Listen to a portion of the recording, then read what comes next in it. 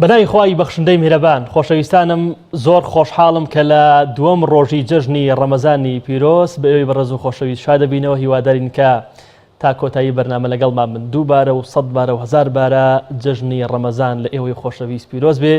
هیوادارین خوای گەورە تاعەت و عیبادەتی هەموو لایەکی قبول کردبێ و جەژن لە هەمووتان پیرۆزێ و جەژن بێتەمایی خێر و بەرەکەت و خۆشی بۆ هەموو لایە. خۆشەویستانم دیارە ئەم ڕۆژۆکو یەکەم ڕۆژ لەگەڵ هاوکارانی خۆشەویستم لە خزمەتتانین. ئەمڕۆژ ئێوەی بەڕێز و خۆشەویست دەتوانن لە ڕێگەی شاشەی پەیامەوە پیرۆزبایەکانی خۆتان بگەێن لە خۆشەویستان و دۆستانتان پاشان ئێمە ئەمڕۆ پرسیارێکمان بۆی بەڕێز و خۆشەویست ئامادە کردووە. پرسیاری دوێنێ پرسیارێکی تقریباً کوردەواری و مێژویی و پرسیاری ئەمڕۆ پرسیارێکی وەرزشیە بۆ ئەوەی بەڕێز و خۆشەویست لەسەر داوای بەشێک لە پەیوەندیەکانی دوێنێ ئەمڕۆ پرسیارەکەمان اختیاریشی لەگەڵە، یعنی من پرسیارەکەم و اختیاریش لەگەڵەوە توان بۆ خۆتان لەو سێ اختیاری کە هەیەی اختیارێکیان دیاری بکەن. پێشوی بچمە لای یەکەم پەیوەندی دیارە پرسیارەکەمان گۆڵکاری مۆندیالی ساڵی 1982 چ یاریزانێک بوو. گۆڵکاری مۆندیالی ساڵی 1982 چ یاریزانێک بوو. اختیارەکانی ئەمە کە لەسەر شاشە دەرەکەوێت سکیلاچی، پاولۆ ڕۆسی، ماراسۆ. ئەم سێ یاریزانەمان بۆیەوە دیاری کردووە کە کامیان گۆڵکاری مۆندیالی ساڵی 1982. یەکەم پەیوەندی پێم وایە ژیان خانمان لەگەڵ ئاستاوی خوات دەبێت. زۆر زۆر سپاس. جەژن پیرۆز بێ ژیان خان. بە داوای لێبوردنەوە ژیان خان پەیوەندەکەی داخرایەوە. هیوادارم کە بتوانێت جارێکتر پەیوەندیمان لەگەڵ ئاساس بکاتەوە قسەی خۆی کار لەسەر جەژن. ئاڤان خانمان لەگەڵ. ئاڤان خان سڵاو لێبێ. سڵاو لە تۆش. زۆر سپاس ئاڤان خان. جەژن پیرۆز بێ. لە ئێوەش پیرۆز بێ. زۆر سپاس. ئاڤان خان دووەم ڕۆژی جەژنی ڕەمەزان لایەوە چۆن بەڕێوە چوو؟ وەڵام سپاس بۆ خوا ئەیبی نەبوو. جەژن لای تۆ چ واتایە گەێنە ئاڤان خان؟ جەژن لای تۆ چ مەفهوم و مانایەکی هەیە؟ وەڵات جەژن یعنی سەدانکردنی یەکتری و ئامادەکاریەکی باش بۆ جەژن کەبوونێکی تایبەتیە بە تایبەتی بۆ مسڵمانان. زۆر باش. ئاڤان خان کەس هەبووە لە جەژنا بتەوێت دڵی ئاشکەیتەوە پێشتر لەگەڵی عاجز بووبی یان ناوکوس بووبی؟ بەڵێ. لەم جەژنەیە دڵی کەس ئاش کردوێتەوە؟ بێگومان ئەبێ ئاشتی بکەینەوە. خۆشم ئاشتم کردوێتەوە. بێگومان ئەبێت هەموو کەسێ بێ ئەو هینەی هەبێت. ئەوەی یەکێکە لە تایبەتمەندە جوانەکانی جەژن. بێگومان دەست خۆش هیوادارین هەمیشە لە جەژن و خۆشیابی. خوشکی من سەبارەت بە پرسیارەکەی ئێمە گۆڵکاری مۆندیالی ساڵی 1982 چ یاریزانێک بوو؟ سێ اختیار لەسەر شاشەیە، هەر یەکە لە سکیلاچی و پاولۆ ڕۆسی و ماراسۆ. وەڵای پێ هاوکاریم کە دوێنێ زۆر هەوڵمە. وەڵی هاوکارێکە چییە؟ تەبعاً دوێنێ بەش لە پەیوەندەکان باسی ئەویان کرد کە ئەبێ اختیاری لەگەڵ بێ پرسیارەکانتان. زانی بەس بۆ وەرنەگیرا بەس وەڵای ئەمڕۆ هیچ زانیاریم نییە. وەڵی ئیتر ئەم اختیارانە ئاڤان خان ئەمە ئاسانکاریە. یەکێکمان بۆ دیاری کە چکە من ناتوانم ئاسانکاری ترکەم، یعنی بەرنامەی ڕابردوو ڕۆژی ڕابردوو دیارە هیچ اختیاری لەگەڵ نەبوو، بەڵام ئەو اختیارانەی ئەمڕۆ ئەو ئاسانکاریە بۆ خۆی. پاولۆ ڕۆسی بێ. با پاولۆ ڕۆسی بێ. دەستی خۆش بێ و سپاس دەکەی. دەستی ئێوەش خۆش بێ. خۆحافیز. هەمیشار لە جەژن ناوی خوشکی من. پەیوەندی دواتر. دیارە پەیوەندی دواتر جارێ ئامادەی خۆشەویستان دیارە مۆندیالی 1982 بوو لە مۆندیالە خۆشەکان و یەکێ لەو سێ اختیاری کە لەسەر شاشەیە هەر یەکە لە سکیلاچی و پاولۆ ڕۆسی و ماراسۆ یەکێکیان گۆڵکاری مۆندیالی ساڵی 1982 بوو. کاکوونەر لە سلێمانی. کاکوونەر گیان سڵاو لێبێ. کاکوونەر سڵاوی خوای گەورە لێبێ و جەژن پیرۆز بێ. زۆر سپاس کاکوونەر گیان. کاکوونەر لەگەڵ کەرنتینە و لەگەڵ ئەوەی کە قەدەغەی هاتچۆ بوو جەنابەت یعنی توانیت ڕێنمایەکان جێبەجێکە یاخۆت سەردانت کرد؟ وەڵای بەپی توانە ئەجا لە دەوامیش بووم. ئیتر زۆرمان بڵێن جەژنیش لە دەوام بووم. بەڵێ دووەم ڕۆژ هاتمانێ. لە دەوامەکە جەژن چۆن بەڕێوەچوو لەگەڵ هاوکارەکانتان لە شوێنی کارەکەت ئایا پیرۆزباییتان لێ کرد کەسێک هەبووە کە دڵت هێشان دەبێ و لەم جەژنەیە ئاشتی کردبێتەوە؟ وەڵای نامەی جەژن هەیە بڵین بۆ مولایەکم ناردووە زایتر هەمیشە هەر لە جەژن و خۆشیابی کاکوونەر گیان. هیوادارین کە جەژن پێناسەکەی لای تۆ چییە؟ یعنی تایبەتمەندەکانی جەژن چییە؟ ئەو شتە جوانی کە لە جەژن بەدیەکرێت چییە کاک هونەر؟ وڵای گرد نازاییە نانی بەیانیانە نانی بەیانیانیش خۆشە بەڕاستی بێگومان نوێشەکە و نانی بەیان خۆشە بەس پێم وایە لە هەندێک لە مزگەوتەکان تێکچوو ئەم جەژنە هیوادارین خوای گەورە هەموو لایەکمان پارێزێ لە هەر نەخۆشی و ناخۆشیەک. کاک و نەژیان پرسیارەکەی ئێمە گۆڵکاری مۆندیالی ساڵی 1982 چ یاریزانێک بوو سێ اختیار لەسەر شاشکێ توانێت شیکان هەڵبژێری؟ وەڵی اختیارەکان بۆ بخوێنیتەوە. بەڵێ سکیلا هەریەکە لە سکیلاچی پاولۆ ڕۆسی ماراسۆ. پاولۆ ڕۆسی دەستی خۆش و سپاس بۆ پەیوەندێکە.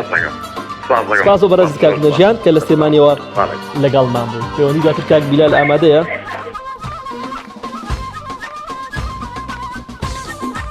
دیارە پەیوەندی جارێ ئامادەن یە خۆشەویستان دیارە هیوادارین کە لە جەژنە جارێکتر دڵەکان بێکەوە ئاش بنەوە لە جەژنە بتوانین کە ئەو کەسانی کە لە ماوەی ڕابردووە دەنگمان لێدا بڕیون لێمان زویر بوون بتوانین کە جارێکتر ئاش بینەوە دەست بکەینەوە ملیەک و چکە ژیان بە ئاشتەوایی و ئاشتیەوە خۆشە هیوادارم کە هەموو لایەکە لە خۆشی و لە بەختۆری و لاسوودی یابڕین.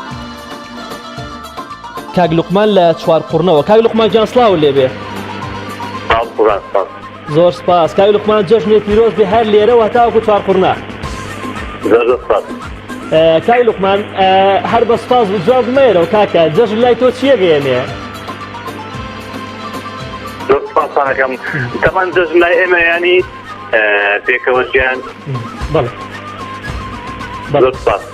دەست خۆش. کاک لوقمان لەگەڵ کەرەنتینەیە چوار قوڕنە چۆن بەڕێ کرد جەژن؟ ئایا خەڵک هاتوچۆیە کرد یاخود پابەندی ڕێنمایەکان بوو کە یعنی حکومەت ئاماژەی بۆ کردبوو نابێت کە بچێت دەرەوە؟ ئایا چوار لە چوار قوڕنەیە سەردان و سەردان یعنی خزمانە گەڕان بۆ لای یەکتر؟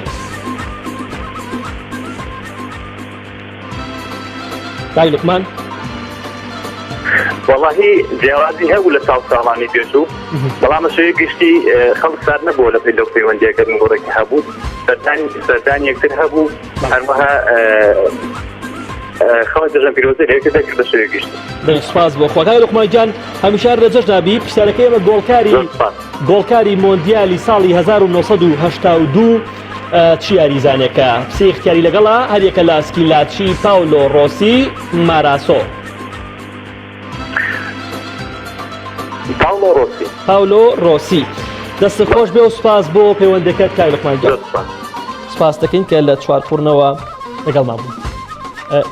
کاک شەعبان لە ئاکرێەوە. کاک شەعبان گیان سڵاو لێبێ. زۆر سپاس کاک شەعبان گیان جەژنی پیرۆز و هەمیشە لە جەژن نابی. زۆر سپاس. کاک شەعبان لەگەڵ دووەم ڕۆژی جەژنا چۆن بەڕێت کرد؟ ئایا سەردانی خزم و کەسوکارت کرد یاخود لە ماڵەوە لە خزمەت میوانە بووی؟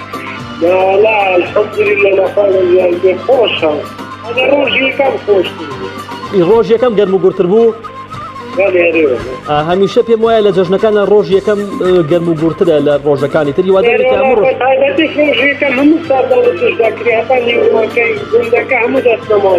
بەڵێ. کاک شەعبان لە ئاکرێ جەژن هەموو ساڵێک ئاوە گەرم و گوڕا؟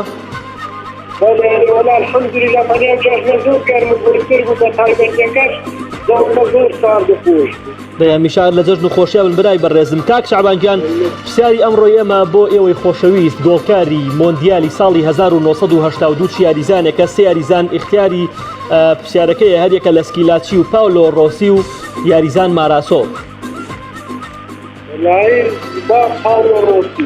ئەوە هەمووی وتوانە پاولۆ ڕۆسی ینی ئەبێ ڕاست بێ پاولۆ ڕۆسی. دوو یاریزانی تریشمان هەیە هەرێکە لە سکیلاچی و ماراسۆ. گۆڵکاری مۆندیالی 1982 بەڵێ پاولۆ ڕۆسیەوە دیکە چێ بوو؟ با پاولۆ ڕۆسی بێ. دەستی خۆش بە کاک شەعبان گیان. سپاس دەکەین برای من. سپاس بۆ پەیوەندەکەت. پەیوەندی دواتر کاک جوتیا گیان سڵاو لێبێ. زۆر سپاس. هەر لێرەوە تاوەکو چەمچەماڵی خۆشەویست دێمە پیرۆزبایی لە جەناب دەکەی. مەساخۆ ئینشەڵا ئەم ڕۆژێک جەژن و خۆشیە و دەستخۆشی لەم بەنامە جوانە شەکەم. کاک جوتیا گیان جەژن لای تۆ چۆن بەڕێوە چوو؟ جەژن لە چەمچەماڵ چۆن بەڕێوە چوو؟ وەڵاهی الحەمدولیلا سپاس بۆخوا هەرچەندە بۆ ئێم نەخۆشیەوە ینی خەڵکێکی خۆی دەپارێت بەڵام باش بوو لە جەژنەکانی ترا قەرەباڵغێکی بەرچاوی پێوە دیار بوون زۆر خۆشحاڵ بووم بەوەی کەوا خەڵک یانی پەیوەندی کۆمەڵاتیەکانی زیندووە کردن. سپاس بۆ خوای گەورە. کاک جوتیار ئەو تایبەتمەندیە جوانەی کە تۆ بە تایبەتی لە جەژنایی بینی چی؟ یعنی چ تایبەتمەندێکی جەژنی بەلاوە زۆر جوانە تۆ؟ وڵی زیندوکردنەوەی ئەو پەیوەندی کۆمەڵایەتیەکەوە ئێمە چەند ساڵە ینی لە دەستماندا بۆی تۆڕە کۆمەڵاتیەکانەوەیان بۆی کۆمەدەشتی لاوەچیەوەی سەرکەوا زیندووە پێێتەوە بەڕاستی من ئەوازینە زۆر دڵخۆشم. بێگومان هەمیشە هەر لە جەژن و خۆشیە بن کاک جوتیارچیان خوای گەورە شەڵام و کاتێکتان هەر جەژن و خۆشی بەختەوەری بێ. کاک جوتیاریان پرسیارەکەی ئەمە گۆڵکاری مۆندیالی ساڵی 1982 چ یاریزانێکە؟ ئایا سکیلاچیە یاخود پاولۆ ڕۆسیە یان ماراسۆیە؟ والله من شر وقت أو خلقت بۆ دوای قەرەباڵغیەکەوی ڕەنگە وەڵامەکە دروست نەبێ. والله راقي زانياري طبعا كم ناقص يعني وكلش بنا زانياري من الرجل وزانياري ڕاستەکەی وانیوە کۆوان بێتۆش يان حەزەکەی وەکو ئەوان بێ وەڵامەکەت ما باولو روسي بي باشە دەست بە خۆش کاک جوتیار لە جەژن نابیت. زۆر سپاس وا لەگەڵ برای هەنارخانمان لەگەڵ لە سلێمانیەوە. هەنارخان سڵاو لەبێ و جەژن پیرۆز بێ. زۆر سپاس هەنارخان جەژن پیرۆزی و هەمیشار لە جەژن نابیت.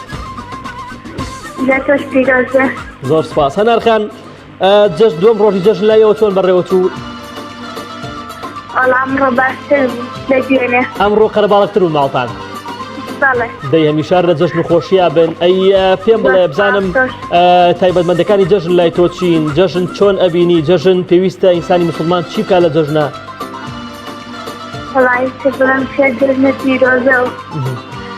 بەس جەژنە پیرۆزە یاخود گەرد نازایی یاخود ئەوەی کە دڵی لەیەکێ دەست خۆش هەمیشار لە جەژن نابی خوشکی من.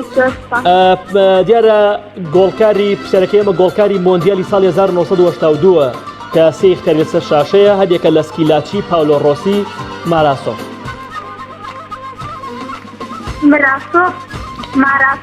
با ماراسۆ بێ؟ دەست خۆش سپاس بۆ پەیوەندەکەت هەمیشار لە جەژن نابی. زۆر سپاس هەنارخان. کاک پێشەنگمان لەگەڵە. کاک پێشەنگ سڵاو لێبێ لە هەڵەبجەوە. عليك السلام ورحمة الله. کاکە پێشەنگ باشی؟ خۆش بی ئاخوا. یاخوا تۆش خۆش بی یاخوا. کاک پێشەنگ جەژنی پیرۆز و هەمیشار لە جەژن نابی. ڕەوامی جەژنە پیرۆزەم لە هەموو ئەو خەڵکانە هەیە بە تایبەتی خەڵکی کوردستان. لێرەوە جەژنە پیرۆزە لە هەموویان دەکەم. یا ڕەبی هەر لە جەژن نابی کاک پێشەنگ. پێم بڵێ ئەم دوو ڕۆژی جەژنی چۆن بەڕێکرد؟ وەڵا دوو ڕۆژی زۆر خۆش بوو. تۆ پێم بڵێ خۆت تەقەمە نووشتن نەکردیوە؟ نا وەڵی تر دوکان نوشتی وای تر نیستیانە. هەر شتێکی هەڵێ وایە؟ ئەروەڵاش تر هەڵی. زۆر باشە. تۆ پێم بڵێ چەند ماڵی برادەر گەڕایی چێت بەسەر کردەوە لەم جەژنەیە؟ وەڵا زۆر ماڵی برادەر گەڕاوم. هیچ کەست عادەت کردو ئەمڕۆ یعنی یاس دوێنێ لەگەڵی ئاش بیتەوە؟ ناواشکو بخوای تر دڵی کەسم نەڕەنجانی. ئەی ئافەرم هیوادارم هەتاوەکو کۆتایی ژیانە دڵی کەس نەڕەنجێنی و شەڵا کەسیش دڵی ناڕەنجێنێ. کاکە پێشەنگیان ئینشاءالله گۆڵکاری مۆندیالی ساڵی 1982 چ یاریزانێکە؟ ئایا سکیلاچیە، پاولۆ ڕۆسیە یاخود ماراسۆیە؟ پاولۆ ڕۆسی. دەستت خۆش بێ و سپاس دەکەین کاک پێشەنگ. هەمیشە هەر لە جەژن نابی گیانەکەم. زۆر سپاس بۆ پەیوەندەکەت. ژیانخان لە قەڵازیەوە. ژیانخان سڵاو لێبێ.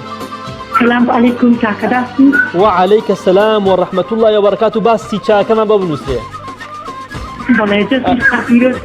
هەمیشار لە جەژن نابی ژیانخان. جەژن لە تۆ لە خانەوادەی بەڕێست و لە تەواوی دانیشتوانی شاری قەڵەجەی خۆشەویست پیرۆزەکەی. دەستان خۆش بێ بۆ بەرنامەکەتان زۆر خۆشحاڵیم دوومەزە. زۆر سپاس. ژیانخان لای تۆ جەژن پێناسەی چییە؟ مەفهومەکانی واتەکانی جەژن لای تۆ چییە؟ لای زۆر مانە ئەگەیەنێت. بەڵێ یەکێ لەو مانایانە چین؟ یەکتن ئاسایی یەکتربینین. بەڵێ کەواتە ئێمە نابێ هەر جەژن بکەینە وێزگەیەک بۆ ئەوەی کە یەکتر بینین، بەڵکو دوای جەژنیش پێویستە پەیوەندی کۆمەڵاتەکان هەر بەردەوام بێ. وایە؟ بەداخەوە زۆربەی زۆرمان هەر جەژنەکان یەکتر بینین. ئەوە شتێکی خراپە وانە ژیانخان؟ بەڵێ ڕەنگە درستی چەند جارێکی بەڵاوەوە نیێتەوە ڕوتیان جارێکە بکەوە یعنی زۆر خەڵک ئەبینین ئەڵێ بەهۆی دەوام و ئەم لاولا پێم ناکرێ بەڵام من پێم وانی ئەوە بیانوێشیش باش بێت کە بەڕاستی کاتی ئەوە هەرە بێت بەڵێ ئێستا بۆ خۆم کەسێکی زۆر کۆمەڵایەتی ئەگەر جارێک دوجارچوو بۆ سەرنی هاتوو ناتوانستنەوە بێگومان یعنی خۆشە تۆ جارێ دوجارچی بۆ شوێنە ئەویش بێتەوە کە نێتەوە یعنی خۆش نییە بەڵێ ڕاستە هەمیشە هەر لە جەژنابی ئینشەڵا پرسیارەکەی ئێمە بۆ تۆی خۆشەویستە لە گۆڵکاری مۆندیالی ساڵی 1982 کێ ئایا سکیلاچیە یاخود پاولۆ ڕۆسیە یان ماراسۆیە دوو خوا هیچ زانیاری لەسەر وەرزش نیەک لەسەر ڕابردوو لە ئێستادا بەڵام وەکو زۆربەی دنیاەکان دا دووە ماڵبژاردە بێت دووە ماڵبژاردە پاولۆ ڕۆسی بێ بەڵێ سپاسەکەم عەجیب ناک دەستی خۆش هەمیشە لە جەژنابی زۆر سپاس ژیان خان پەیوەندی دواتر ئامادە دلین لە دوهۆکەوە دلین خان سڵاو لێبێ الو جژنەتە پیرۆز بیت جەژنی جەنابی شت پیرۆز بێ هەمیشە لە جەژنابی خوشکی من سوپاس مەمنون دەست خوشێنتم کارێکت کەم زۆر سپاس دلی خان جەژن لە دووەک چۆن بەڕێوە چوو گەرم و بڕی و زیندوێتی پێوە دیار بوو لەق خودی ناخۆش بوو ناخۆش بوو ناخۆش بوو بەڵێ بۆ بەرمانعی تەجاوز یعنی لەوێ منعتەجەول باش هەبوو بەڵێ ئەی هیچ سەردان و ئەم لاولاتان نەبوو یعنی نەخێر نا هەمیشە لە جەژنابی خوای گەورەی شەڵاتمان پارێزن لەو ڤایرۆسەی ئەگەر هەبێت لە وڵاتەیە و هیواداری کە کەسمان توێژ نەبین دلین خان سەبارەت بە پرسیارەکەی ئێمە گۆڵکاری مۆندیالی ساڵی 1982 چی یاریزانێک بوو ئایا سکیلاچی بوو یاخود پاولۆ ڕۆسی بوو یان ماراسۆ بوو پاولۆ ڕۆسی پاولۆ ڕۆسی دەستی خۆش بێ دلین خان سوپاس هەمیشە جەژنابی زۆر جار بە دوای قەرەباڵغی کەوتن ڕەنگ کارەساتی لێ بکەیتەوە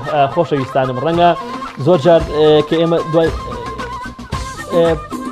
پرسیاری ئەفوو پەیوەندی دواتر کاگویلان ئاوا خاسڵاوە لێبێ دوای خۆی وەڕوو دەرێت زۆر سپاس جەژنی پیرۆز بێ خوشکی من زۆر سپاس دەژین تۆشتی زۆر لە دەست کارمەندان زۆر سپاس بە ناوی کارمەندانیشەوە جەژنی لە تۆ لە خانەوادەکەت پیرۆز دەکەین ئاوا خان جەژن لای تۆ چۆن بەڕێوە چوو درین خان لە دووەکەوتی منعتە جەولێکی تونگ و تۆڵ بوو زۆر خەڵک نەگەڕا ئەی لە سلێمانی کە خۆم لە سلێمانی دەرە و گەڕەکەیمە باش بوو خراب نەبوو بەڵام لا ئێوە چۆن بوو وەڵام الحەمدولillah باش و بەس دراستەکان ناتوانین تر کەسەکانمان ناتن یعنی ئەوەندەی من ئاگاداریشم لەسەر جادەکان ئەو نەتونگ و تۆڵ نیە یعنی ئینسان نەتوانێ بڕوە بەڵێ بەڵێ هەمیشە لە جەژنابی ئاوا خان سپاس بۆ پەیوەندەکەت سەبارەت بە پرسیارەکەی ئەمە گۆڵکاری مۆندیالی ساڵی 1982 چی یاریزانێک بوو سێ اختیار لە بەردەستدایە هەر یەکە لە پاولۆ ڕۆسی سکیلاچیان ماراسۆ بەڵێ با ماراسۆ بێت با ماراسۆ بێت دەستی خۆ سپاس دەکەیت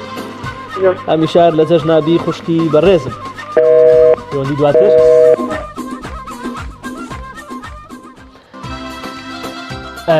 کاکشاخەوان لە گوندی سماق شیرینەوە لەگەڵمانە کاکشاخەوان جان سڵاوە لێبێ السلام عليكم وعليك السلام ورحمة الله وبركاته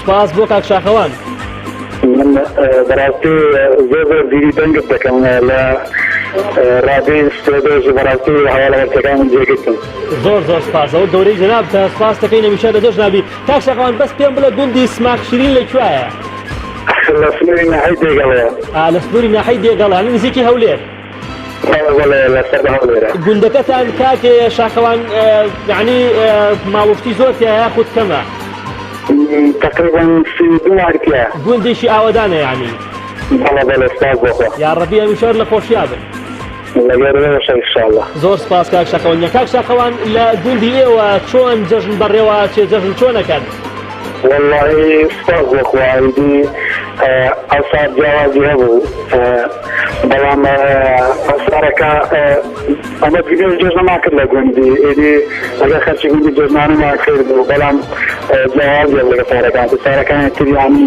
بە ڕۆژانی دووەم و سێوەمە یانی خزمەکانی شارەکان پلانتە دەکردین بەڵام بەهۆی قەدەغە هاتووە ئەم سارەکە گوندەکانمان یانی ڕەنگی نەبوو بە خزمەکانمان یانی خزمەکانمان نهاتن تەنها ڕێگای تۆڕی کۆمەڵایەتی و پەیوەندی تەلەفۆنی و ئیدی لەگەڵیان بووین کاکشاخەوان دیارە لە سنووری سلێمانیەکێ لەو خواردنامەی کە لە بەیانە خەڵک حەزی لێتی یعنی بۆ نمونە چەند جۆرێک خواردنە ینی برنج و قەیسی و ئەمانەیە لای ئێوە زیاتر چی ئەخورێ بەیانیانی جەژن هەر قەیسەکەی لەگەڵە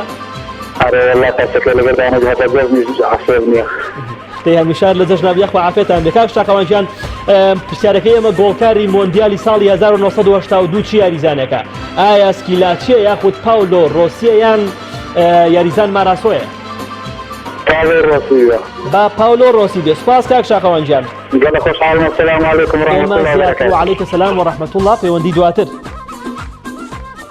کاک لوقمان لە قەزای شێخانەوە کاک لوقمان گیان سڵاو لێبێ سڵای خوا لە تۆش بێ چۆنی باسی برای بەڕێزە زۆر سپاس برای خۆشەویستم کاک لوقمان گیان هەر لێرەوە تا شێخان جەژنی پیرۆز بێ زۆر سپاس مەمنۆن جەژنی ئێوەش پیرۆز بێ خوای گەورە ڕۆژە و نوێژەکانتان قبول کە تۆی هەمێ بسپڕمانان ئینشاءالله ئینشاءالله لەگەڵ ئێوە کاک لوقمان پێشەوەی بینە سەر جەژن بزانم ڕەمەزانە چۆن بەڕێکرد واللهی لە خوای بەزیادی زۆر باش بۆ زۆر دەیخوای گەورەی شڵات تاعات و عیبادەتی لێ قبوڵ کە ئەی لەگەڵ جەژنا چۆنی ئایا میوانت هاتووە یاخود خۆت سەردانی خەڵکت کردووە بەخوای خۆم لە ماڵم خۆمان نێوانمان هاتووە یاخوا هەر لە خۆشییان و هەمیشە ماڵتان پڕ لە میوان بێ سەلامەتی کاک لوقمانجیان پرسیارەکەی ئێمە بۆ تۆی بەڕێز گۆڵکاری مۆندیالی ساڵی 1982 چی یاریزانێکە ئایا سکیلاچیە یاخود پاولۆ ڕۆسیە یاخود یاریزان ماراسۆیە با پاولۆ ڕۆسی بێ برایەکەم با پاولۆ ڕۆسی بێ سپاس دەکەین سپاس بۆ پەیوەندەکەت هەمیشار لە جەژنابی کاک لوقمانجیان کاتێکی شاد بۆ جەنابێت خوا لەگەڵ برای بەڕێزم کاک ماهیر لە بەردەڕۆشەوە کاک ماهیرجیان سڵاو لێوێ الو سلام علیکم و جەژنتان پیرۆز بێت جەژنی پیرۆزی کاک ماهیرجیان هەر لێرەوە تاوەکو بەردەڕۆژ ممنون سپاس ماڵی سەرکەم بۆ دەخوازیمەوە دارم سەرکەوتو بنیشەنا لژنی کادر کارمەندان تەلەڤیزۆنی پەیان کردەوە زۆر سپاس لای کارمەندانی شەو کاک ماهیر جەژن لای ئێوە لە قەزای بەردەڕۆژ چۆن بەڕێوە چوو وەڵای زۆر بە ساردی سارد و سڕ بوو زۆری پێت وایە بەهۆی ئەم بارودۆخە ئەم نەخۆشیەوە بوو یاخود بەهۆی چیەوە بوو بەڵێ سەیدا ئەرێ وەڵا زۆر ماوەسەیجان سارد هیچ جێژی نەبی یعنی لای ئەوە نوێژ جەژن بەڕێوە نەچوو نەخێر بەداخەوەی لە تێبەر مەدەجوانەکانی جەژن یانی نوێژی جەژنەکەیە هیوادارین کە خوای گەورە لە هەموو بەڵایەک لە هەموو نەخۆشیەکمان پارێزێ کاک ماهیرجیان پرسیارەکەی ئێمە بۆ تۆی خۆشەویست گۆڵکاری مۆندیالی ساڵی 1982 چی یاریزانێکە ئایا سکیلاچیە یاخود پاولۆ ڕۆسیە یاخود ماراسۆیە جان پاولی ڕۆسی لەکەم کوڕەکە سلام علیکم وعليكم السلام براکەم خوا لەگەڵ سپاس دەکەم خوا لەگەڵ هەمیشار لە جەژنابی کاک ماهیرجیان کاک محەممەد لە سلێمانیەوە کاک محەممەدجان سڵاو لێبێ زۆر زۆر سپاس کاک محەممەدجان جەژنە پیرۆز بێ لە تۆ و لە خانەوادەی بەڕێز و لە کورە لە گەڕەکەتدا زۆر سپاس کاک محەممەد پێم وایە ئەو دەنگەی تۆ ناسم من وابزان بێکەوە زۆر جاریاریەکەی زۆر خۆشحاڵم کاک محەممەد لێرە ڕێکاوێکی بۆ بکەم لە جادەی دەبۆکە شەربەڵاوی ئینشاءالله کاک محەممەدجان لەگەڵ جەژنا لەخوا بەزیاوەڵا جەژنێکی واز دەکەم ساڵادەیەکمەی خۆ دێم و ئاسایی بوو ئەم بە سەردانی ماڵی دۆستانی وایە توژەوە لە ماڵی نێتم لە داخوزە دەیخوای گەورەی شەڵا هەموو لایەکتان سەلامەت کە ڕێز و ساڵمان بۆ هەموو لایەکەیە زۆر سپاس دەکەم بە ڕێزی ماوەسایی کاک محەممەدجان پرسیارەکەی ئێمە گۆڵکاری مۆندیالی ساڵی 1982 چی یاریزانێکە سێ اختیار بۆ تۆی خۆشەویست هەیە سکیلاچی پاولۆ ڕۆسی لەگەڵ ماراسۆ مامۆستاجان با پاولۆ ڕۆسی با پاولۆ ڕۆسی بێ سپاس کاک محەممەدجان هەمیشار لە خۆشیابی سپاس دەکەین خوا لەگەڵ ئێمە زیاتر ئایندە لە بەردەڕەشەوە ئایندەکان سڵاو لێبێ ئایندەکان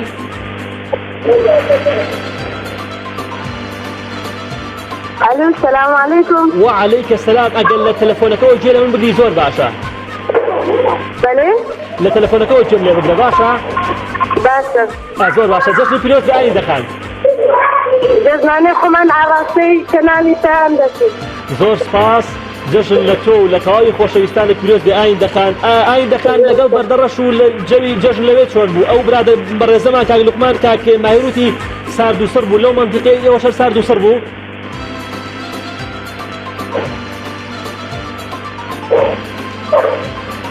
بەڵێ ڕاتی نەگەیشتم جەژن لای تۆ چۆن بەڕێوە چوو جەژنی ماڵەوە چۆن بەڕێوە چوو یانوشتان هەبوو یاخود بەهۆی ئەم بارودۆخەوە سارد و سەری پێوە دیار بوو والله لا ئێمە زۆر خۆش بوو یعنی جەزلانە هەبوو نوێژی جەزیان کرد و سێدەرەوە هاتنە مالێمەوە هەمیشە هەر لە جەژنا بن ئینشاءالله خوای گەورە بەرەکەت خاتە من و عمرتانەوە ئینشاءالله ئاین دەخان سەبارەت بە پسەرەکەی ئێمە گۆڵکاری مۆندیالی ساڵی 1982 چه یاریزانێک بوو ئایا سکیلاچی بوو یاخود پاولۆ ڕۆسی بوو یان ماراسۆ بوو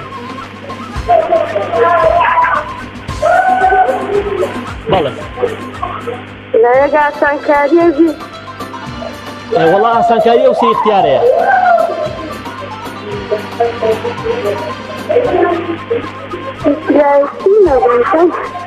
کامیانە بۆ دانم ئێستا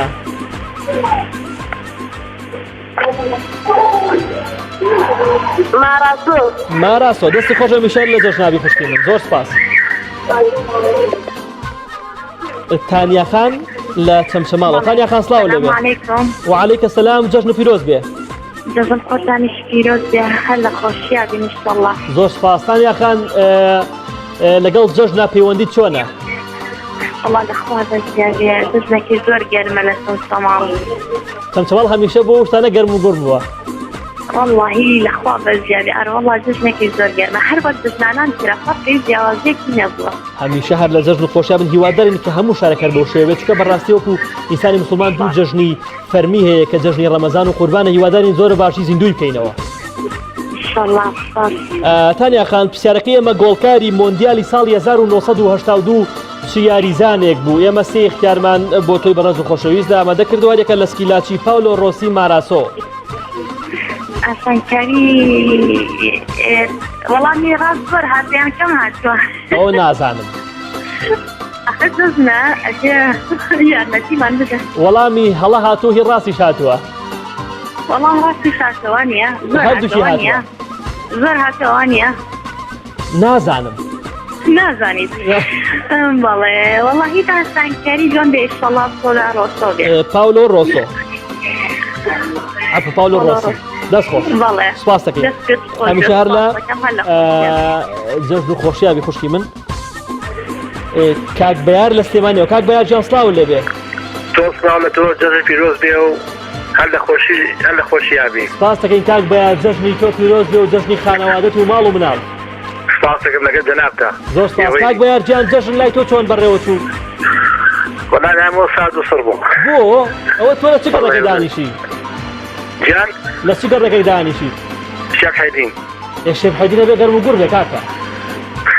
وەڵای تلای من چ ماڵی خۆمەوە قساکەم من بە کۆڵانەکە ناڵێم خۆت کەسێکی کۆمەڵایەتی ڕووخان و چوونەتە خانێک هەیە و ئەوانەی تر ئەوە خوای گەورە من و ئێوەش دەکرێتی نەزاد بە ئامین ئینشەڵڵا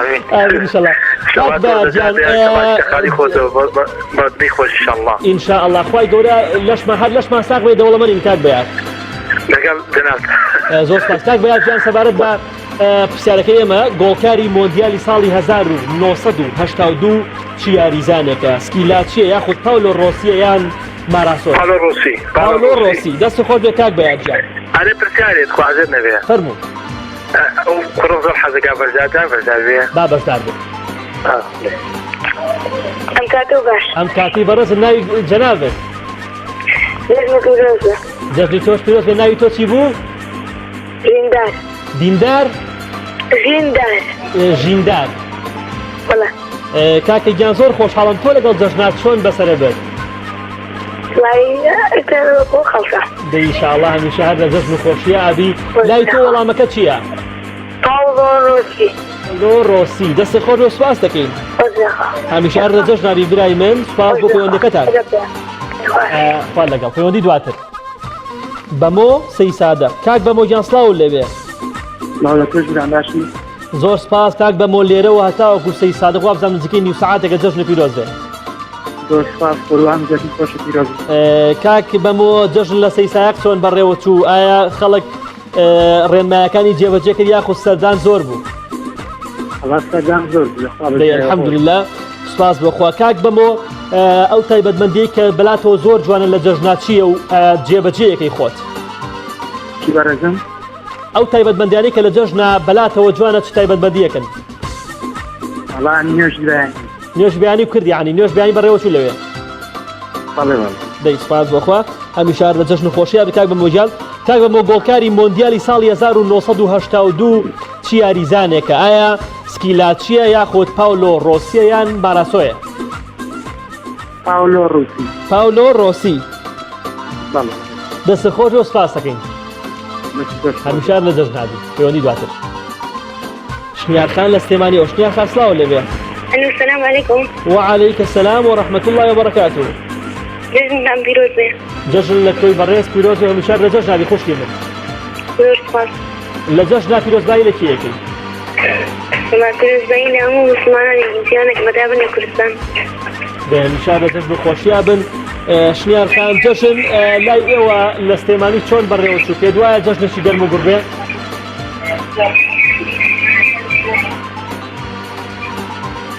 شنیارخان؟ والله جزم باش بوو. باش بوو یعنی؟ والله باش بوو یعنی. هەمیشار لە جەژناوی خوشکی من پرسیارەکەی ئێمە گۆڵکاری مۆندیالی ساڵی 1982 چی یاریزانێکە ئایا سکیلاچیە یاخۆت پاولۆ ڕۆسیە یاخۆت ماراسۆیە؟ والله هیچ زانیارێکم لەسەر ئەو پرسیارە نازانم. دەی زانیاری دوای کە تەواو بن ئینشەڵا زانیاری پێیاکەی؟ ئاسانکاریمان بۆ بکەن؟ وەڵی ئاسانکاری چی؟ ئەو سێ هەڵبژاردەی ئاسانکاریە سکیلاچی پاولۆ ڕۆسی ماراسۆ. اختیارەکانم بۆ بخەنیتەوە. سکیلاچی پاولۆ ڕۆسی ماراسۆ. دا پاولۆ ڕۆسی بێ. پاولۆ ڕۆسی بێ باشە گیان دەست خۆش هەمیشار لە جەژناوی. سپاس بۆ تۆی بەڕێز. لە نیاخان لە سلێمانیەوە لە نیاخان سڵاو لێبێ. السلام عليكم. وعليك السلام ورحمة الله وبركاته. لم يخان جەژن پیرۆز بێ. جەژن لە ئێوە و لە بەڕێز و لە تەواوی کەرمەدانی کە ناو سیانش پیرۆز بێ. زۆر سپاس لە نیاخان تۆ بینیت لەگەڵ جەژنا بەگشتی چۆنە؟ وەڵی جەژنی ئەم ساڵیشە بۆ جەژنەکانی تر جەژنێکی خۆشە سپاس بخوا. هەروەکو ساڵی ڕابردوو بوو لای تۆش؟ وەڵی ئەم ساڵ خەنە جیاوازترە. لەبەر ئەم بارودۆخی ڤایرۆسی کۆرۆنا ئەوشتانەوە نیە؟ ئەرە وەڵا کەرەنتینان کردی. هەمیشار لە جەژناوی ئینشەڵا. ئەو تایبەتمەندیانەی جەژن لای تۆ کامیان جوانە یعنی لە جەژنا چ شتێکە بینی کە بەلاتەوە جوانە؟ وەڵی تایبەتمەندیەکانی جەژن زۆرن لە نوێژی جەژن و وەگەڕانی بە کۆمەڵ و ئەوانە. دەی هەمیشە هەر لە جەژن و خۆشیاوە یەکمان ئەوە یەکێک لە تایبەتمەندی جوانەکان. لە نیاخان گۆڵکاری مۆندیالی ساڵی 1982 چ یاریزانێکە ئایا سکیلاچیە یاخود پاولۆ ڕۆسیە یان ماراسۆیە؟ ماراسۆ بێت بە. با ماراسۆ بێت دەستە خۆش و سپاس دەکەین. هەمیشار لە جەژناوی خوشکی من. سپاس بۆ پەیوەندیەکەم. ئەوین خان لە سلێمانیەوە ئەوین ڕزگار. ئەوین خان سڵاو لێبێ و جەژن پیرۆز بێ. ئەوین خان سپاس لە تۆ جەژن پیرۆز بێ. زۆر سپاس جەژن لە تۆش پیرۆز بێ خوشکی من. سپاس. لە جەژنا چۆن ئەم ڕۆژی جەژنێ بەسەر بێت جەژن لای تۆ چواتایەگەێنێ؟ والله جەژنێکی خۆش بە الحەمدولله. بێ هەمیشار لە جەژناوی ئینشەڵا خوشکی من سپاس بۆ تۆ خوای گەورەی شەڵام و کاتێکتانە جەژن خۆشی بێت. گۆڵکاری مۆندیالی ساڵی 1982 چی یاریزانێکە؟ پاولۆ ڕۆسی. دەستە خۆش و سپاس بۆ پەیوەندەکەت. هەمیشە هەر لە جەژناوی خوشکی من. پەیوەندی دواتر. پەیوەندی جارێکی وایە ئامادە نییە. کاک پەیوەز لە سلێمانیەوە کاک پەیوەزیان سڵاو لێبێ. ئەو کاتت بەڕێز پیرۆز بێ. جەژن پیرۆز بێ کاک پەیوەز جەژن لە تۆ و لە هەموو لایەک پیرۆز بێ. زۆر سپاس دەکەم. کاک پەیوەز لەگەڵ جەژنا بینت چۆنە؟ وەڵی باش بە زۆر ساڵانی تر نەبوو. ئەم ساڵکو ساڵی تر نەبوو. بەڕێزت لە چ گەڕێکی سلێمانی نیشتەجێی؟ لە ڕاپەڕین. لە ڕاپەڕین ساڵانی ڕابردوو جەژن گەرم و گوڕ بووە کاک پەیوەست. وەڵا جەژن گەرم و گوڕ بووە ئیمساڵ بۆی کەرەنتینەوە زۆر گەرم و گوڕ نەبوو. دەی هیوادارین ئینشەڵا خوای گەورە هەموو لایەکمان بەدوور کە لە نەخۆشی لە هەموو ناخۆشیەکەی. کاک پەیوەزیان پرسیارەکەی ئێمە گۆڵکاری مۆندیالی ساڵی 1982 چی یاریزانێک کە ئایا سکیلاچیە یاخود پاولۆ ڕۆسیە یاخود یاریزان ماراسۆیە؟ پاولۆ ڕۆسیە. پاولۆ ڕۆسی. دەستی خۆش و سپاس دەکەین. لە دیۆ خۆ زۆر سپاس. هەر لە جەژن و خۆشیابی برایمە. کاک سەلام لە سیدەکانەوە. کاک سەلام جان سڵاو لێبێ. الو السلام عليكم باشمەوە جان. سپاس دەکەین کاک سەلام هەر لێرەوە هەتاوەکو سیدەکان جەژن پیرۆز بێ. لەوێشتی وەزەی عەرەبی ئەمڕۆیەکان جێژن خۆش بێ قوربان جان. زۆر سپاس کاک سەلام لە سیدەکان جەژن چۆن بەڕێوە چوو برای من؟ الحمدلله والله بەڕاز قوربان جان لەخۆی بەزیادی هەرچەندە هەر لەگەرە وەزەی تۆزە گۆڕانکاریە و بەێستاەکانی پێشتر بەس بەگشتی باش بوو. دەی هەمیشار لە جەژن خۆشیابی کاک سەلام جان. کاک سەلام ئەو تایبەتمەندیانەی جەژن ئەو پێناسەی کە تۆ بۆ جەژنێکی چ پێناسەیەکە؟ وڵا جێژن تایبەتمەندەکانی جوان بەس بە تایبەتی بەریزەت منتەقەیەوە گەرانەکە شتێکی جوانەوە گەران لە ماڵان و بە تایبەتیشە و زیادە لە ناو مزگەفتەکان هەیە دەخواکردن لەگەڵێکی و ژێژنە پیرۆزانەکردن لە یەکتری شتێکی جوانە. بێگومان هەمیشە ئینشەڵڵا خوای گەورە هەر ئاوات تەبا و برابین دوای جەژنیش ئەو پەیوەندیە کۆمەڵایەتیە بەهێزە هەر بەردەوام بێ ئینشەڵڵا. بەڵێ ئامین. کاک سەلام جان پرسیارەکەی ئێمە گۆڵکاری مۆندیالی ساڵی 1982 چی یاریزانەکە پاولۆ ڕۆسی یاخود سکیلاچی یاخود ماراسۆ؟ بەڵێ وەڵای بە پاولۆ ڕۆسی بەتەمای خۆی. پاولۆ ڕۆسی بەتەمای خۆی. بەڵێ. هەموو شتێکمان ئینشەڵڵا بەتەمای خۆی. ئەسپاس دەکەین کاک سەلام جان هەمیشە لە جەژن نابیت. کاک دیار ئەچینە کەلار و کاک دیار وەرگین. کاک دیار جان سڵاو لێبێ. باشی براگیان. سپاس هەر لێرەوە تا کەلار جەژن و پیرۆز بێ و هەمیشار لە جەژن نابی. جەژنی تۆش پیرۆز بێ برای گەورەمی. زۆر سپاس کاک دیار جان کەلار لەگەڵ گەرما و جەژنا چۆن بوو؟ والله هەتا بڵێ گەرمە بەس یعنی گەرم و بۆ کرا لەبەرەوەی قەدەقەی هاتوشت نییە ئەوتر لا ئێوە حساب بۆ کۆرۆنا ناکەن وایە؟ نه والله ئیمانمان پێ نییە. هەمیشە لە جەژن نابی ئینشەڵڵا کاک دیار جان. کاک دیار لەگەڵ جەژنا بینت چۆنە خۆشت هەروەکو خەڵکە گەرم و گوڕی؟ ئەرە والله هەر گەرم و گوڕی نێمە. دەی هیوادارین کە هەمیشە هەر لە جەژن و خۆشیاوی برای من سوپاس دەکەین. پرسیارەکەیمان بۆ تۆی بەڕێز و خۆشەویست گۆڵکاری مۆندیالی ساڵی 1982 چی یاریزانێکە؟ ئایا سکیلاچیە یاخود پاولۆ ڕۆسیە یان ماراسۆیە؟ پاولۆ ڕۆسیە براسم لە ئەسپانیا شتیا مۆندیالەکە. دەست خۆش سپاس بۆ پەیوەندێکەکەت. مەمنون. هەمیشە لە جەژن نابیت. کاک محەممەد لە هەڵەبجەوە. کاک محەممەد جان سڵاو لێبێ. سڵاو لێوەش. زۆر سپاس کاک محەممەد جان جەژن پیرۆز بێت. جەژن لێوەش پیرۆز بێت. زۆر سپاس کاک محەممەد جەژن چۆن ئەبینی هیچ بە چاوی بینین وایە؟ والله جەژنی ئەمساڵ زۆر خۆش بوو بەلای منەوە. بەلای تۆ زۆر بۆچی خۆش بوو؟ والله شکر بخوا لە هەڵەبجە کەرنتینە کەم بوو. قەرەباڵغ بوو ینی خەڵکی قەرەباڵغ بوو. وەڵا جەوێکی زۆر تایبەت خۆشمان هەبوو. دەی هیوادارین کە هەمیشاوە زۆرتان خۆش بێ. هیوادارین کە کاک محەممەد حەزەکەم ئامۆژگاریی خەڵکیش بێ یعنی لە جەژنا چۆن سەردانیەکەن لە دوای جەژنیش هەش بۆ شتێ بەردەوام بن وایە؟ بەڵێ بەڵێ بەتاکید. وەڵا جەژن بوو ئەوەی تەبابین لەگەڵ یەکتریە لەگەڵ یەکتریە پێکەوە ڕۆمان خۆش بێ قسەمان خۆش بێ دوای ئەوە بەردەوام بین لەسەری. بێگومان وایە. کاک محەممەد جان سەبارەت بە پرسیارەکەی ئێمە گۆڵکاری مۆندیالی ساڵی 1982 چی یاریزانێک بوو؟ سکیلاچی پاولۆ ڕۆسی ماراسۆ؟ پاولۆ ڕۆسی هەبزانم 6 گۆڕیشی کردووە. پاولۆ ڕۆسی دڵنیای؟ بەڵێ. ئەو کاتە لەدایک بوو کاک محەممەد؟ کابرایەکی ئیتالیشە. کاک محەممەد لەدایک بووی ئەو کاتە؟ من نەوەڵا. یعنی مۆدیلی بەرزترە؟ ئەرە وەڵا.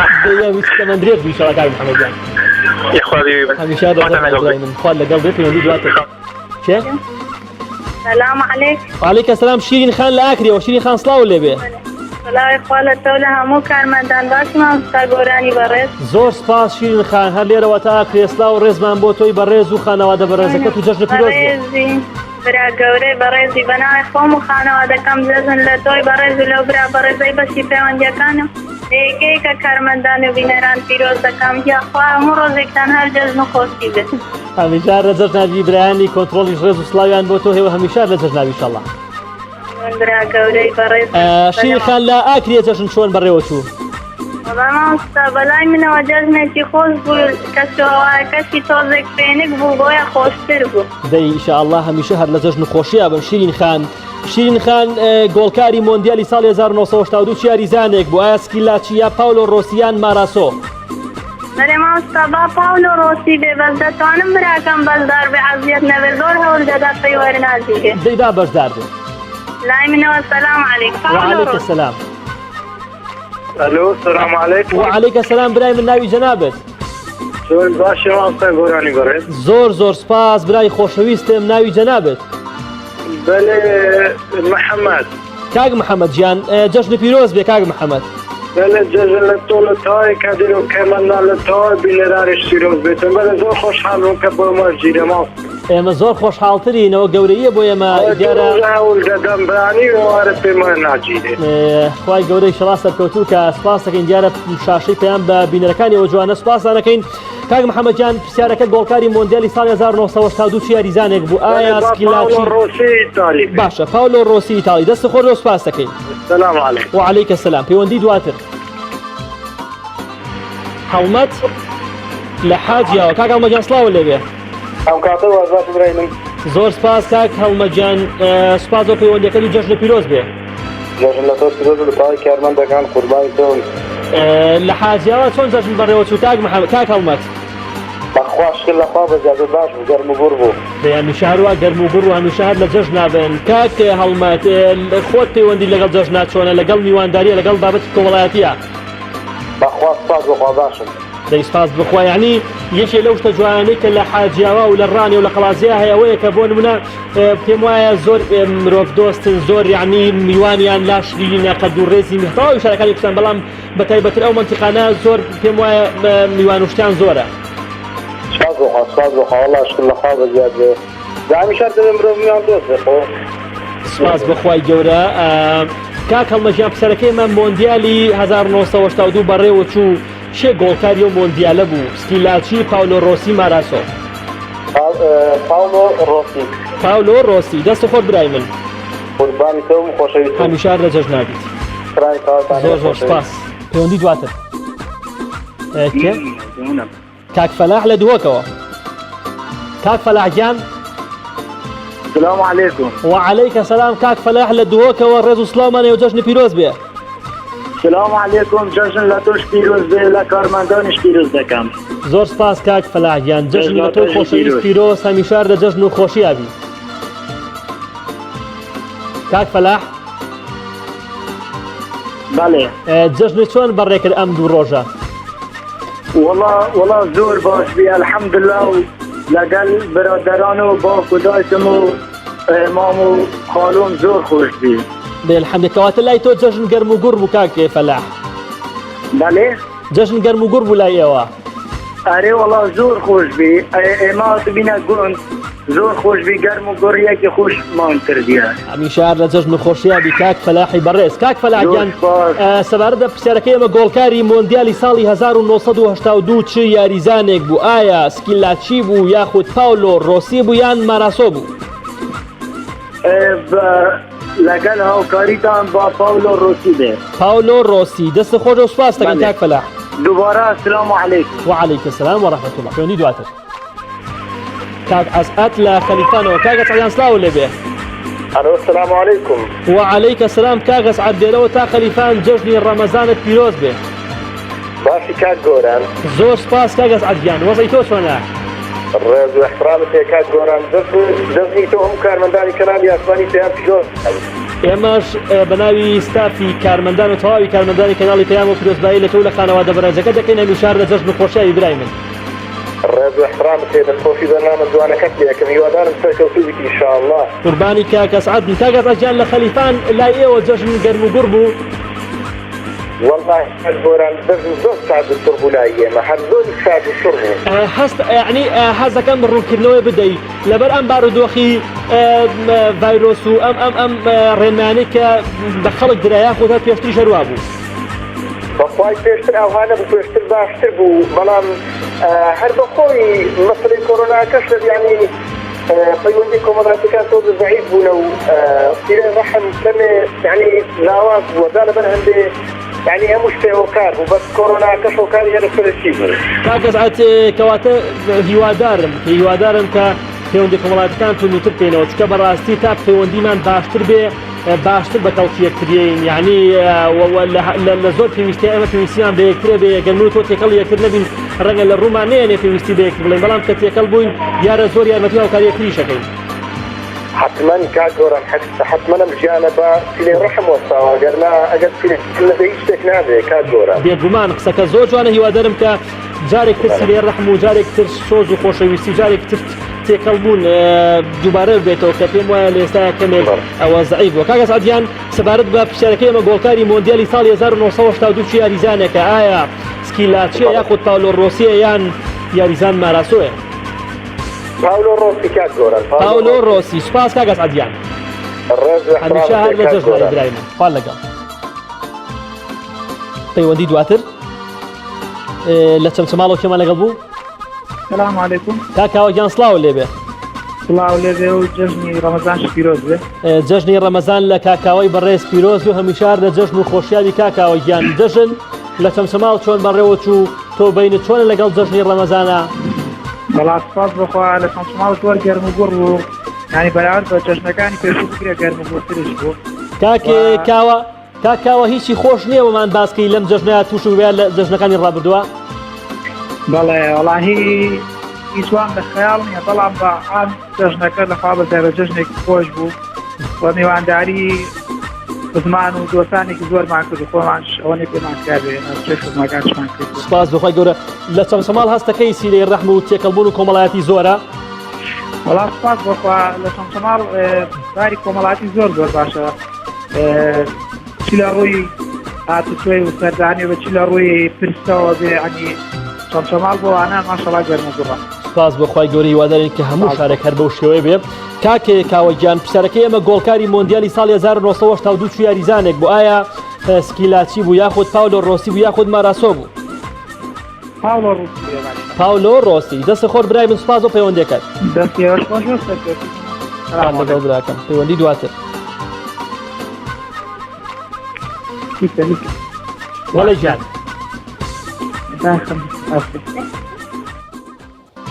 کاک عەدنان کۆتا، کاک عەدنان لە بەدەڕەشەوە کۆتا پەیوەندی لە بەر نەبوونی کات. کاک عەدنان یان سڵاو لێبێ. سلام علیک، جێژنەتان پیرۆز بی. سپاس دەکەین کاک عەدنان، جژنی تۆش پیرۆز بێ، میشار لە جەژن نابی. زۆر سپاس وەڵستان. کاک عەدنان گیان لەگەڵ دووەم ڕۆژی جەژنا چۆن بەڕێت کرد؟ هیچ جێژنەکی خۆش بە الحەمدولله. هەمیشار لە جەژن نابی. کاک عەدنان چیت هەیە بۆ کەسانەی کە تەنها لە جەژنەکانە یەکتریان بیرەکەوێتەوە، پێت وایە کارێکی هەڵەیە؟ وڵی هیوادارم هەموو گاڵ ڕەحم بەکاردێ. هیوادارین ئینشاڵڵا. سپاس دەکەین کاک عەدنان گیان. کاک عەدنان پرسیارەکەی ئەمە بۆ تۆی بەڕێز گۆڵکاری مۆندیالی ساڵی 1982 چی یاریزانێک بوو، سکیلاچی، پاولۆ ڕۆسی، ماراسۆ؟ لەگە هاوکاری تۆ مامتا پاولۆ ڕۆسی. پاولۆ ڕۆسی. دەستی خۆت بێ. سوپاسی کاک عەدنان. زۆر سپاس. هەمیشە لە دەژابی خۆشەویستانم زۆر داوای لێبوور نەکەم لەبەر تەواوبوونی ماوەی بەرنامەکەمان. دیارە کاتمان کۆتایی پێهات. سوپاسدانەکەین. دیارە کۆمەڵێک بەڕێزی زۆر پەیوەندیمان لەگەڵا کرا و قسە و باسێکی خۆشمان کردووە، کۆمەڵێک وەڵاممان وەرگردووە. زۆر داوای لێبوورنەوە بەڕێزانەکەین کە لەبەر نەبوونی کات نەمانتوانی پەیوەندەکان وەربگرین. دیارە گۆڵکاری مۆندیالی ساڵی 1982 یاریزان پاولۆ ڕۆسی ئیتالیە کە دیارە هەر ئیتالیاش مۆندیالەکەی بەدەستێنە لەسەر حسابی ئەڵمانیا و لە ئیسپانیا مۆندیال بەڕێوە چوو. لە هەمان کاتە پاولۆ ڕۆسی کە بۆ باشترین یاریزانی مۆندیالەکە لە هەمان کاتە بە تۆمارکردنی 6 گۆڵ بۆ گۆڵکاری مۆندیالەکە، پاولۆ ڕۆسی وەڵامی ڕاست بوو کە بەشێکی زۆری پەیوەندی خۆشەویستەکان ئەو ناویان هەڵبژارد. ناوبڕێکی کەم وەرەگرین و پاشان دێنەوە و تیرپشک بۆ وەڵامە بەڕێزەکانەکەی.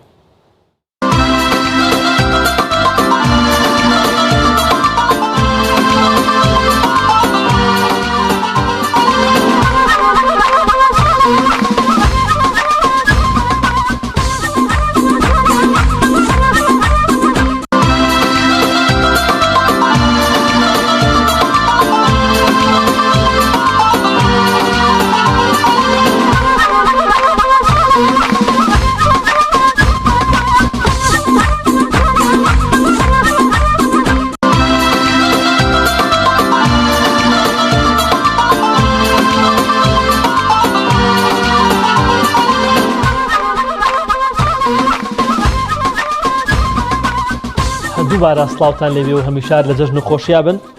خۆشەویستانم دیارە کۆمەڵە بەڕێزی زۆر وەڵامەکانیان دروست بووە و ئێستا ئێمە تیرپشک بۆ ئەو وەڵامە دروستانەکە باتە زۆر زیاتی نیکەین بۆی کە کەس گلەیمان لێ نەکا.